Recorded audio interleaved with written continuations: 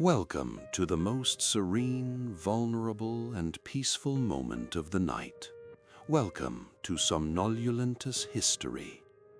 Tonight, I will take you far away from the lights of modern cities to an ancient world untouched by electricity and technology, to the seemingly endless pine forests of North America, to that wild nature where mists cling to tree trunks and only the sounds of the wind and rivers can be heard.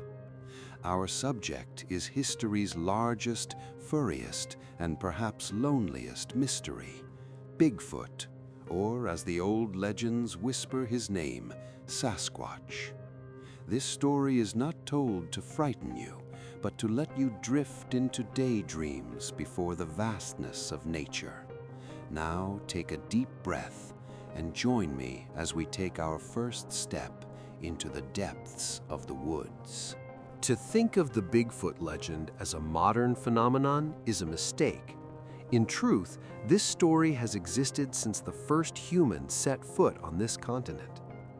Centuries ago, before asphalt roads divided the forests and massive cities were built, the indigenous people of the Pacific Northwest viewed the forest as a home and the trees as brothers. And within this home, there was another host living alongside them. The Salish people called him Sasquatch. This word roughly translated to wild man or hairy giant. But for the native people, he was not a monster as depicted in movies today. He was a respected being who maintained the balance of nature, capable of walking between two worlds, the spirit world and the human world. According to them, the Sasquatch lived in the deepest parts of the forest, preferring to stay away from humans. When night fell and silence descended upon the woods, the natives would gather around their campfires and listen to the strange whistling sounds coming from the trees. They believed these sounds were the Sasquatch communicating with one another. Some tribes called them forest giants. It was believed that looking into their eyes could hypnotize a person. The Lakota people named him Chie-Tanka, meaning the big elder brother. They saw him not as an animal, but as a lost sibling of humanity. When the pages of history turned to the 1800s, the era when explorers and fur traders entered these forests, the stories began to change shape. Early explorers wrote in their journals about massive shadows wandering around their tents at midnight.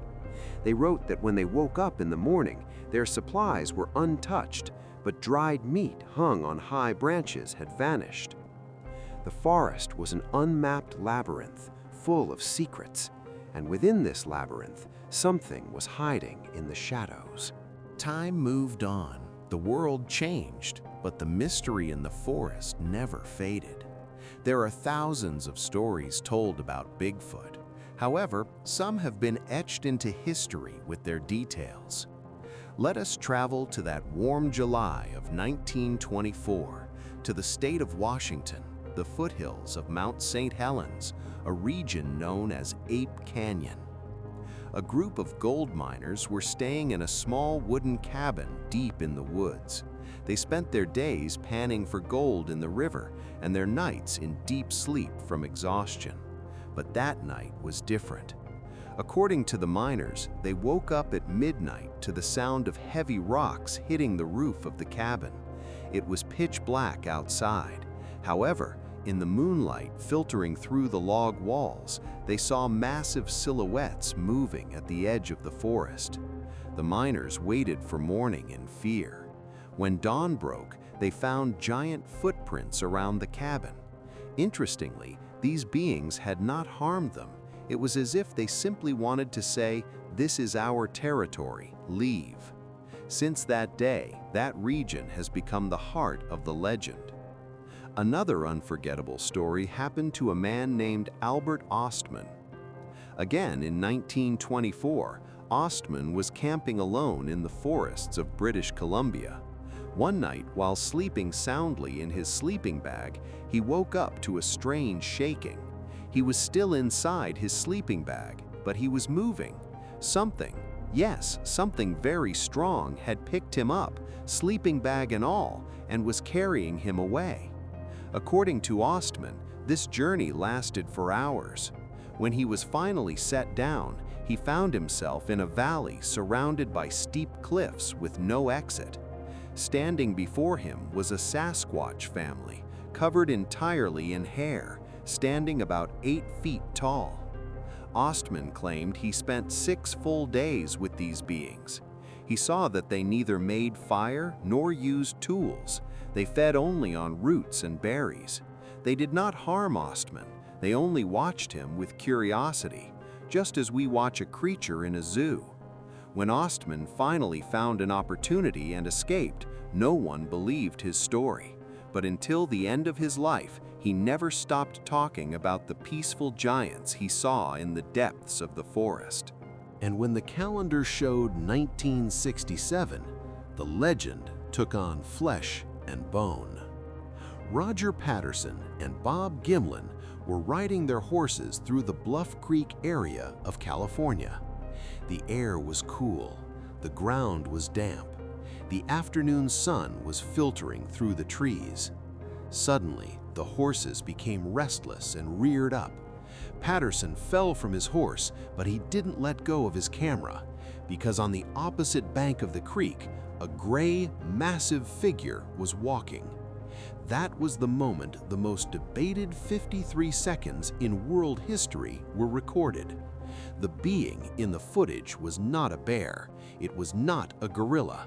It was walking on 2 legs, swinging its long arms, striding toward the forest with confident steps.